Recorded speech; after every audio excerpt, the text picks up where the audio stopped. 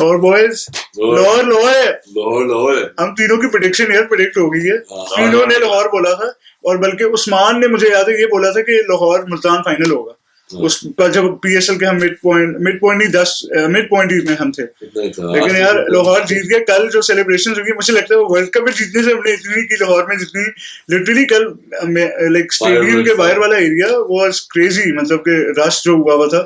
Good going by Lahore यार, बहुत देर से बहुत सालों से राणा साहब के पिछड़ों के दिनों से चल रहा है कि लाहौर जीत जाए बस किसी तरीके से। लाहौर में ऊपर से लाहौर जीत गया तो वो बनता था एक। तो क्या तुम लोगों ने मैच देखा, मजा आया फाइनल का? लाहौर कैसा लगा final? Did you think final में मजा आया? तो मैं तेरे पास पहले आता हूँ, फाइनल का सीन सारा बताओ। फाइनल में Lahore pretty much sort of dominated the match, मुझे लगता है उन्होंने हर फील्ड में अच्छा खेला, हर तरीके से अच्छा खेला। They got a good score जो बहुत जरूरी था, जिसकी वजह से सारी गेम चेंज हुई है। So बताओ क्या what were your points in the match? सबसे पहले खलियां पड़ गई पुशअप्स निकाल के खलियां तोड़ते टाइम लग गया, लेकिन नहीं आई थिंक पुशअप्स वीडियो जो आई थी लाहौर का पहले क्या था उसमें भी निकाल रहे थे। खैर लाहौर का जो आई थिंक प्लस पॉइंट था, आई थिंक एक ही चीज थी जो मुझे लगा कि डिफरेंस मेक कर गई, वो डेविड वीसे के फॉर्म की टाइमिंग। अनबिलीवेबल बिल्कुल। इस्लामाबाद के अगेंस्ट जो था उन्होंने जो आखिरी टाइम पे आके रन्स किए थे और जो फिर एंड पे ओवर किया था उससे वो फाइनल में आया, और फाइनल में भी बड़े क्रूशल वो 8 बॉल 28 कर गए थे, जिसकी वजह से ज़रा उनको एक अच्छा एंड में टोटल मिल गया था जो मुल्तान नहीं चेस कर पाया। और लाहौर का बेसिकली मैं समझता हूँ इस वक्त पूरे पीएसएल की टीम्स में जो सबसे स्ट्रॉन्ग यूनिट है ना वो लाहौर कलंदर्स की बॉलिंग लाइनअप थी। पाकिस्तानी की थी जो इतना अच्छा T20 कैंपेन जिनका रहा था। शाहिन शाह अफरीदी, हारिस रऊफ, राशिद खान, जमान खान इमर्जिंग बड़े जबरदस्त रहे, साद हफीज की गायल ऐड कर दें, सो वो उसी चीज ने डोमिनेट किया, इस वजह से वो जीते। लाहौर की स्क्वाड मुझे लगता है कि ज्यादा एंड में पीक ज्यादा कर गई इस टाइम तक, पीक करके पर उनकी स्ट्रेंथ जो थी स्ट्रॉन्गेस्ट थी। अच्छा डेविड वीसा का स्पेशल जो तुमने बोला 28 from 8 balls, that was in 2 consecutive matches. So Islamabad United को भी उसने 28 from 8 balls और कल के मैच फाइनल में भी 28 from 8 balls वापस उसने मारा, मतलब एग्जैक्ट वही करके। उसका तो उस्मान तुम बताओ, उसके डेविड वीसा के रूमर्स आ रहे हैं कि यहाँ अंडरपास को नाम कर दिया जाए या चौक का नाम डेविड वीसा चौक कर दे, स्टैचू भी बना दे स्टेडियम में। मैं तो कह रहा उसके पाकिस्तान सिटीजनशिप दोस्ती तो टीम में ले आओ, इतनी अच्छी परफॉर्मेंस से। नहीं वो पता है बाय द वे उसकी एक बात है, वो खाली अभी नहीं, मुझे याद है एक सीजन लाहौर के अंदर बड़ा स्ट्रगल कर रहा था, उसने एबी डिविलियर्स के साथ भी कोई मैच खेल के हमें आखिरी में कोई 2 छक्के मार के मैच जिताया था। वो बहुत देर से कर रहा है लाहौर के लिए इस तरह अच्छा। लेकिन उस्मान तुम बताओ फाइनल तुम्हें कैसा लगा? Were you shocked or not shocked? ये सिचुएशन में लाहौर की जो स्टार्टिंग हुआ था 3 विकेट गिर गई थी तो बड़ा वो लग रहा था मुझे कि तो सीन बैड लग रहा है मुझे। मगर आई थिंक जो मुझे जो लगा ना जो मेन जो एक जो कोर था प्लेयर जो लेके गया इसको टीम को बैलेंस किया वो हफीज है।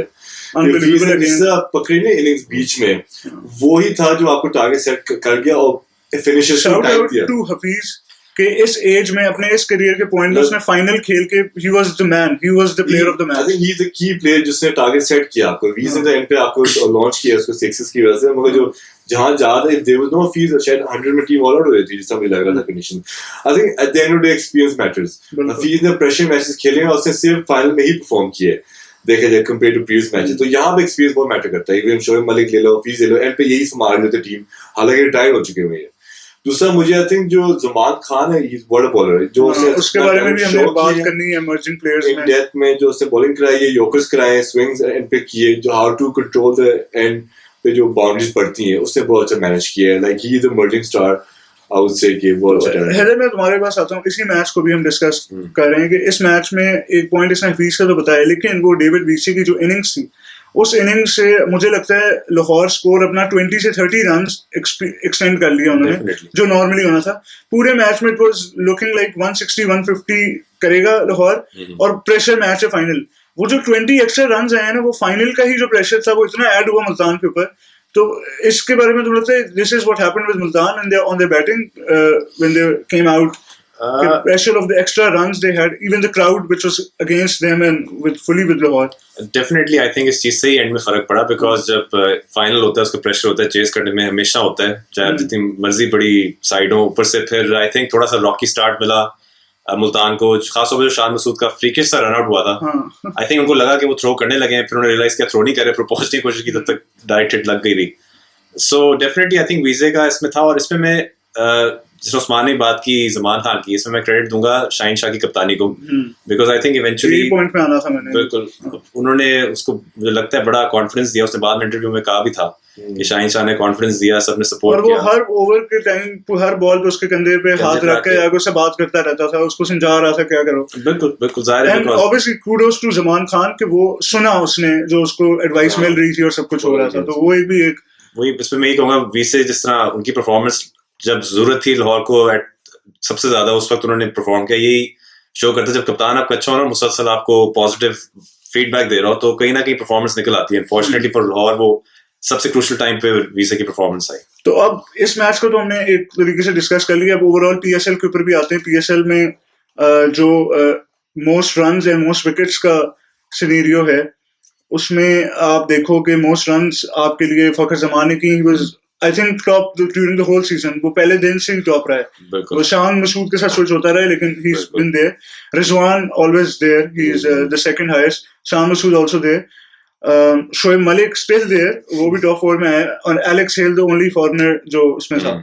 लेकिन क्वेश्चन मैंने करना है सरप्राइज हैदर से पहले मैं आऊंगा इस बात में, क्योंकि क्वेश्चन इस तरह का है कि बाबर आजम इस बार सरप्राइजिंगली टॉप 5 बैट्समैन में है भी नहीं. आई नो कराची किंग्स ने अच्छा नहीं किया, but as an individual how do you think will it impact Babar Azam's confidence somehow किसी तरीके से, क्योंकि ना आना टॉप 5 में शोज कि he is a little out of form.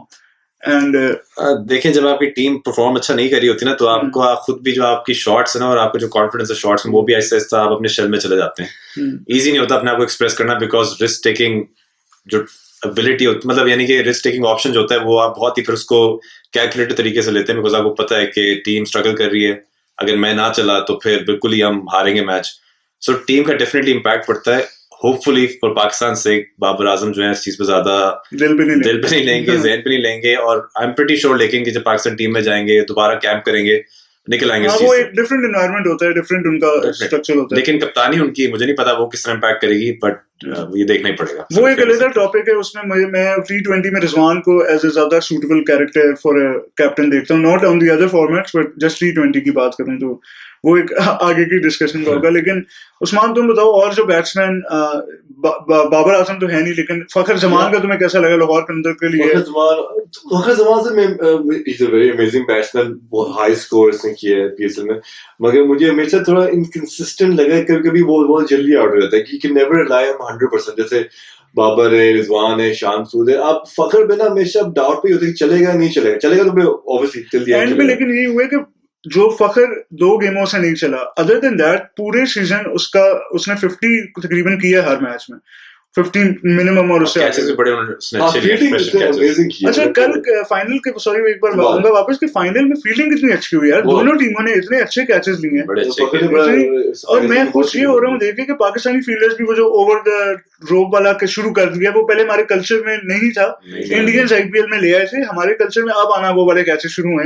I think in foreigners के साथ ही खेल के और जरा उनके साथ एक्सपीरियंस करके उन्होंने ऐसा. शान सूद ना मुझे लाइक बड़ा बैट्समैन ही है. मैं सर प्रॉपर्ली इसको देखा खेलते हुए. आई थिंक रिजवान बाबर के बाद इसको टीम में लेके आ सकते हो. इतना अच्छा उसने उसको टेक्निकली बहुत साउंड, उसने इतना अच्छा उसको पार्टनरशिप की है उसने रिजवान के साथ, उसको इतना सपोर्ट किया है.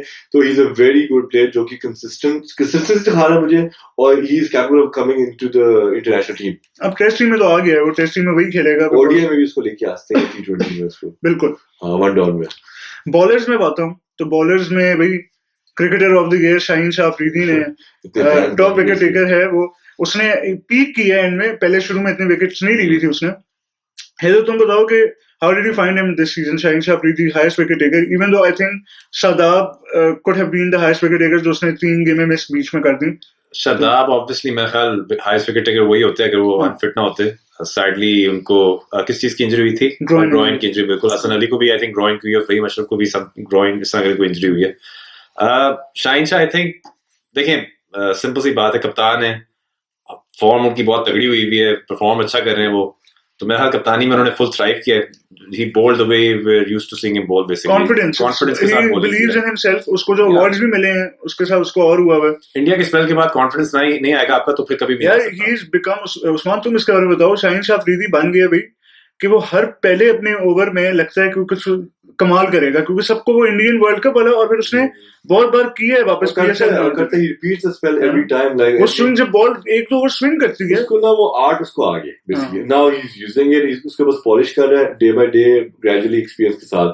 तो आई थिंक बड़े पूरी दुनिया में उसके फैंस बने हुए हैं. जा जाओ शाहीन शाह. अब उस्मान तुम जिसके फैन हो तुम्हारे साथ ही उसकी बात करता हूँ जिसके तुमने बताया इस बार पीएसएल में इमर्जिंग प्लेयर जो मेन निकला है वो जमान खान ही है. Zaman Khan third I think fourth highest wicket taker भी बना है और उसने तुम बताओ कैसे दिखाया कि वो पाकिस्तान टीम में दिखा रहा है कि वो जगह बना सकता है. ख्याल से कि he has a very good chance. एक तो मैं शान मसूद की बात करूंगा बैटिंग लाइनअप में और बॉलिंग लाइनअप में मैं कहूंगा ये जमान खान जो कि बहुत अच्छा इसको पार्टनर कर सकता है इसको ओपनिंग स्पेल में विद शाहीन शाह जो बॉल नहीं होती है स्विंग हो रही होती है. तो आई थिंक इनको बहुत अच्छा टैलेंट मिला है इनको and he is full of confidence. इसको पता है इन डेप्थ में कैसे बॉलिंग कराना है in the block hall in the yorkers कराने जहां पे बाउंड्रीज लग रही होती है इजीली एम पे. तो उसको वो जो चीज is very mature bowling, not only talented but maturely भी बड़ा act कर रहा है. तो दूसरे इमर्जिंग प्लेयर में तुम्हारे साथ बात करूंगा तो दूसरा जो मुझे लगा you can expand on that Mohammad Haris middle of the season से है. he didn't come from the beginning. जो उसने आते ही 2-3 इनिंग्स काफी अच्छी खेली कुछ इनिंग्स में स्ट्रगल भी किया लेकिन वो एक फाइन लगा है और वो प्रोबेबली अपनी जगह बना लेगा मुझे लगता है as a second wicket keeper जो बैकअप विद रिजवान टीम में because he is young fitter as well. Azam Khan से अगर कंपेयर किया जाए इवन दो आजम खान ने भी ही शोड सम उसने थोड़ा इस बार मुझे लगता है दिखाया है थोड़ा आजम खान ने थोड़ा बेहतरी दिखाई है लेकिन मुझे अभी भी लगता है कि बॉडी दिखाई लेकिन उससे ज्यादा कुछ नहीं. लेकिन सेकंड चॉइस मुझे लगता है मोहम्मद हारिस ले जाएगा आजम खान की जगह as a overall balanced keeper in the backup for Pakistan. देखिए सबसे पहले आजम खान का वैसे मजाक करें बट जो उनकी एबिलिटी है वो उसको कोई डाउट नहीं कर रहा. सिक्स सेटिंग एबिलिटी उनके पास सबसे अच्छी है. बहुत स्ट्रांग है. कीपर्स में अभी भी मैं कहूंगा सबसे अच्छी जो छक्के मार लेते हैं सब वो आजम खान ही है. ठीक है फिटनेस में उनको इश्यूज हैं वो उस पर मेहनत करके अपना आगे उनके हाथ में ही अपना फ्यूचर एक तरह. हारिस की जो आप बात करें मैं फ्लैम्बॉयंट वर्ड यूज करूंगा क्योंकि वो हर किस्म के शॉट मार सकते हैं. स्टाइलिश हैं एग्रेसिव हैं जरा सरप्राइज भी कर देते हैं फास्ट बॉलर को स्पिनर को इनफैक्ट बॉलर्स को अपनी शॉट पिकिंग से. लेकिन मेरा ख्याल कई दफा थोड़ा extra trying to be too clever for his shoes जिसको कहते हैं कोशिश करते हैं करने की. जिस तरह 2-3 दफा वो बड़ी स्ट्रेन सी शॉट मारते हुए आउट हुए हैं. इस चीज को अगर वो अपना एक थोड़ा सा कंसिस्टेंट पैकेज बना लेना अपना तो आई थिंक बहुत ज्यादा रन्स भी कर सकते हैं क्योंकि उनके पास हर शॉट है और डेफिनेटली एक टैलेंट है फॉर पाकिस्तान. रिजवान के बाद for sure I think. Disappointing में मैं आऊं तो एक प्लेयर है हमारा हैदर अली उसने कुछ भी नहीं दिखाया पीएसएल में. I think he hasn't played one proper innings in the whole season. तो मुझे लग रहा है वो बहुत पैकिंग ऑर्डर में पीछे जा रहा है पाकिस्तान टीम के कंसिडरेशन वगैरह के लिए. बिल्कुल देखिए आई थिंक हैदर अली थोड़ा सा सपोर्ट देते थे अपने सीनियर पार्टनर शोएब मलिक को पेशावर ज़ल्मी की बैटिंग लाइनअप में तो may be they would have even in the playoffs वाला मैच जो खेला उसमें बहुत रह सकते थे वो. एग्जैक्टली वो हैदर अली को आई थिंक उन्होंने खिलाया नहीं बाद में बिकॉज वो बिल्कुल लूज कर गए थे कॉन्फिडेंस उनमें. और ये अच्छा साइन नहीं पाकिस्तान के लिए ऑब्वियसली क्योंकि वो अपकमिंग स्टार हैं पाकिस्तान को T20 में रिप्रेजेंट कर चुके हैं परफॉर्म भी कर चुके हैं. लेकिन देखें ये उन पे अब किस तरह वो लेके My 2 cents on it थोड़ा मुझे जो लगता है कि Haider Ali has identity issues right now कि in the team as in cricketing wise वो नहीं कि आइडेंटिटी इश्यूज के पर्सनली क्रिकेटिंग वाइज कि उसको जरा आइडिया नहीं है कि वो किस वो is he power hitter who comes in the end is he an opener one down is he supposed to come and make the innings go longer or is he just supposed to come and उसमें उसकी confusion चल रही है कि वो किस जगह पे अभी फिट इन करता है. देखिए मेरा ख्याल है वो confusion से कम मुझे लगता है वो बिल्कुल मेरा ख्याल वो एक ही तरह खेल रहे हैं मेरे हिसाब से. वो थोड़ी सी उनको ना अपनी शॉट सिलेक्शन बहुत इंप्रूव करने की जरूरत है. स्मार्टनेस बिल्कुल आने की जरूरत है क्योंकि आप जाके हर बॉल पे छक्का नहीं मार सकते. लगता ही है कि वो 2-3 शॉट्स ब्लॉक करते हैं और फिर अपनी मर्जी से वो स्लॉग स्वीप पे आओ कॉर्नर पे जाने की कोशिश करते हैं. इस तरह क्रिकेट नहीं खेलते आप. आपको जरा थोड़ा कई दफा आप स्ट्रगल करते हैं कई दफा पिच और होती है बॉलर्स और होते हैं. तो ये मेच्योरिटी इसको कहते हैं जो हम वर्ड यूज करते हैं वो अभी तक उनमें नजर नहीं आता. अब अगर मैं उस्मान के पास उस्मान एक बॉलर है पाकिस्तान के शाहनवाज धानी वो बहुत पीएसएल में पॉपुलर हुए वो पीएसएल में बहुत पॉपुलर हुए अपनी सेलिब्रेशंस की वजह से. इमरान ताहिर ने मुझे लगता है उसको और मोटिवेट किया ज्यादा करने के लिए. मगर उसमें एक मोमेंट बड़ा अच्छा आया था वो जो अलीम दार ने उसको टैकल करने की कोशिश की है. बाहर जा रहा था तो उधर वो था बॉलर जिसने डराया भी था, मैं यहाँ नहीं आया बोल रहे नसीम शाह में खाता था, तो वो भी बैट से कह रहा था वापस जा अपनी क्रीज पे, मैं अब खेलने आ रहा हूँ. तो is a very funny character, but I think अच्छा एंटरटेनमेंट है for the fans and everyone. He is लगता है कि he is an entertaining player. कभी-कभी मुझे लगता है बैकफायर कर जाते क्योंकि इतना करे. फाइनल में सारी एंटरटेनमेंट निकल गई. हाँ, 3 ओवर मैं उसको टीम में नहीं रखूंगा पाकिस्तान की टीम में, क्योंकि अभी थोड़ा सा लैग अभी यंग है थोड़ा, यंग है, लैग करता है. लेकिन मैं भी उसके बारे में एडवोकेट थोड़ा इसलिए करता हूँ कि वो जो उसका स्टाइल ऑफ बॉलिंग है वो ऑस्ट्रेलिया में बहुत सूट करेगा उसको, मुझे लगता है, बिकॉज वो बाउंस करता है, हिट करता है. आई थिंक नाक की सर्जरी भी पत्थर निकला है, हड्डी निकली, बहुत चीजें निकली है, वो सारा ऑफ कैमरा हट जाएंगे. लेकिन धानी एक और मोमेंट जो उस्मान हुआ, बेन कटिंग और सोहेल तनवीर वाला, उसके बारे में भी जो एक दूसरे के साथ कैरिबियन लीग से उन्होंने राइवलरी चलाई हुई थी, फिंगर तेजी एक दूसरे को दिखा दी. इसलिए पता थी बच्चे ने ग्रुप्स में मैसेज आया था कि ये last year what he did was उसने मिडिल फिंगर दिखाई, फिर उसने दिखाया, फिर वाइस वर्सा होता है बैक एंड. मुझे भी आइडिया नहीं था कि हुआ मेरा. बेन कटिंग हां, स्टोन कोल्ड के पॉडकास्ट देखना आजकल काफी उनका. हाँ, स्टोन कोल्ड बॉस्टन निकला उनका. ये राइवलरी चली मिनी सी हमें. अच्छा, अब थोड़ा ये जरा ना हैदर के मैं वापस आता हूँ, सम फॉरेनर्स के बारे में बात करें, क्योंकि हमने कुछ फॉरेनर्स ने भी इस बार शाइन किया. टिम डेविड स्पेशली बहुत ज्यादा, वो तो आई थिंक अब ऑस्ट्रेलियन की T20 स्क्वाड में आने के करीब आ गए. बिल्कुल. विल स्वीड ने एक दो बहुत अच्छी इनिंग्स खेली, जो 99 किया था, एक में 99 किया. पॉल स्टर्लिंग, एलेक्स हेल्स, उन दोनों ने इस्लामाबाद को पावर प्ले में टॉप टीम रखा. बिल्कुल. ये 4 हैं. इमरान ताहिर को फॉरेनर तो चलो आप गिन नहीं सकते, मगर वेटरन है वो. और इस तरह के प्लेयर्स आए. इनमें से आपको कौन लगता है कि what do you think impressed you the most as a foreign player in the whole franchise? जैसे देखिए, मैं पर्सनली जो है ना, मेरा ज्यादा इंटरेस्ट हमेशा पाकिस्तान प्लेयर्स की तरफ ज्यादा होता है, but I think Alex Hales हमेशा की तरह डेंजरस रहे. He is always been dangerous. बिल्कुल. इस्लामाबाद की टीम मैं कहूंगा थोड़ी उनके साथ बैड लक हुई, when it's not meant to be ना, तो बस के नहीं होता, बिकॉज़ एलेक्स हेल्स गए, फिर वापस आए, शादाब इंजर्ड हुआ, पॉल स्टर्लिंग चले गए, फहीम अशरफ अनफिट हो गए, हसन अली इंजर्ड हो गए. हसन अली अनफिट होना नहीं मतलब मैच विनर है, ऐसी मैं कहता हूं, उनके लिए बेहतर अनफिट होना नहीं. लेकिन मेरा ख्याल है मोहम्मद वसीम जूनियर ने बहुत फॉर्म लूज किया. उनके साथ अगर फहीम अशरफ होते ना उस सेकंड एलिमिनेटर मैच में, तो अगेंस्ट लाहौर, तो आई थिंक डेफिनेटली इस वक्त हम इस्लामाबाद का फाइनल देख रहे होते फॉर श्योर. तो हाँ, ये सारा PSL बहुत, मुझे लगता है इस साल बहुत इंटरेस्टिंग गई है. इस साल बहुत मजा आया, सर नजर आया ग्रोथ. इवन लाइक मुझे ओवरऑल लगा है कि PSL ना अब प्रोग्रेस करने के जोर पे आई है. अब अनाउंस ये भी हुआ है कि नेक्स्ट सीजन दे ट्राइंग कि हर फ्रेंचाइज टीम अपने होम पे खेले मैचेस. बहुत बड़ी चीज है. फास्टेस्ट बॉल PSL हिस्ट्री का भी 154.96 माइल्स पर आवर. एंड उसने कल एक ओवर भी कराया जिसमें हर बॉल तकरीबन 150 हिट कर गया था, आई थिंक. मगर Haris Rauf is also a dangerous bowler. वो अपने दिन पे मार भी खाने के लिए ही इज डेंजरस, मगर अपने दिन में वो पूरी टीम को उड़ाने के लिए भी ही इज डेंजरस. सो वो कंसिस्टेंसी लैक करता था इसमें. हाँ, इस बार उनकी परफॉर्मेंस एक्चुअली इतनी अच्छी नहीं थी. आई थिंक वर्ल्ड कप में उनकी बॉलिंग ज्यादा बेहतर रही. पेस बहुत है, बस तो कंट्रोल करना है. इस बार उनको मार पड़ रही थी, बट उन्होंने फील्डिंग में बड़े जबरदस्त कैच लिए और बहुत अच्छे कैचेस एज अ यूनिट बहुत अच्छा खेले. और कल के फाइनल में स्पेशली कुछ 3-4 अच्छे कैचेस हुए हैं, मतलब प्रॉपर वाले. एक शानवाज दानी का बाउंड्री पे बहुत अच्छा, अब्दुल्ला शफीक ने एक बिल्कुल बाउंड्री पे, वो दो फाइनल का बड़ा क्रूशियल कैच था. वो छक्का भी हो सकता था अगर वो कैच. बिल्कुल. और वो फखर जमान था, मतलब अगर आप देखो तो फखर जमान वहां जल्दी आउट हो गया. हाँ, नहीं, मैं एक्चुअली बात कर रहा हूँ वो जो आखिरी ओवर में कैच किया था उसने, अब्दुल्ला शफीक ने, उसका मोहम्मद किसका जो था, आई थिंक उसका मोहम्मद वसीम जूनियर का जो कैच पकड़ा था. हाँ, एक फखर जमान का भी कैच बड़ा अच्छा था इनके बॉल. मैं फाइनल की बात कर रहा था अभी, जो फखर जमान का कैच भी अब्दुल्ला शफीक ने पकड़ा, और वो फखर जमान 1, 2, 4, 7 कोई रन से जमाना कैच उन्होंने पकड़ा था धानी ने. वो अगर देखो उससे कितना फर्क पड़ जाता है कि अगर वो 6 हो जाता. बिल्कुल. वहां सिचुएशन क्या, और फखर जमान सेट हो सकता था. वो सिंपल आउट किया था ना रिजवान को. हफीज ने बिल्कुल वो down the left side bowled कर दिया. जब आउट हो गया ना फिर हाँ, हफीज यार बड़ा लेजेंड दिखाई है, बॉलिंग दिखाई है, फील्डिंग दिखाई है, ओवरऑल पैकेज. ऑनेस्टली मुझे लगता है हफीज जब से रिटायर होना, उनका एक्शन दोबारा जरा डिग्री अब उसको फर्क भी नहीं पड़ता. लेकिन यार चलो PSL का तो मैं बड़ा अच्छा डिस्कस किया. तो whole PSL went really well. अगले साल का वापस वेट रहेगा, क्योंकि every year you see there is another improvement. अभी पिछले टाइम से वापस आया, बहुत अच्छा मिलता है, बहुत अच्छे प्लेयर्स नजर आ रहे हैं. और यही आपकी T20 टीम तो बेहतर कर रही है, but now I also feel के थोड़ा सा अब हम ध्यान T20 से हटके वनडे और टेस्ट पे भी आ जाए, क्योंकि बहुत देर से वनडे तो खेली ही नहीं हमने. तो हैदर मैं तुमसे बात करूंगा कि बिगेस्ट न्यूज ये है कि ऑस्ट्रेलिया आ गई है, लैंड कर गई है। अब अल्लाह अब दुआ करो भाई कि कोई कॉल आके वापस मुड़ के ना जाए तो बिल्कुल सही रहेगा। जब तक टॉस नहीं होती हम कुछ कह नहीं सकते, तभी कुछ पता नहीं। लेकिन टेस्ट मैच है 4 मार्च को शुरू हो रहा है। How do you feel about the test matches? They have sent white ball की तो बाद में बात करेंगे, पर इससे मैं पहले बात करूंगा जो टेस्ट मैचेस हैं उसके लिए they I think send full strength team. तो ये 3 टेस्ट मैचेस मेरे सामने सबसे इंपॉर्टेंट है इस पूरे टूर के।